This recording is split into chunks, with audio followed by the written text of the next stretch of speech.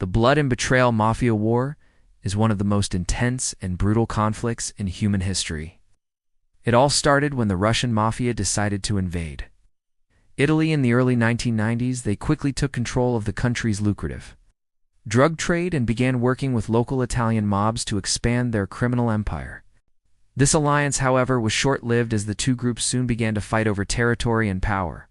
The Russians were led by a man named Semyon Mogilevich, who was known as the Wolf. Mogilevich was a ruthless killer who had a price on his head. The Italians, on the other hand, were led by a man named Tito Riina, who was known as the Artist.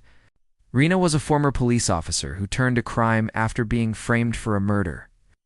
The war between the two mafias lasted for years and resulted in thousands of deaths. It was a brutal and bloody conflict that involved shootouts, bombings, and even assassinations. The war ended in the mid-90s when the Russians were forced to retreat back to Russia. But the story doesn't end there. In fact, it's just beginning.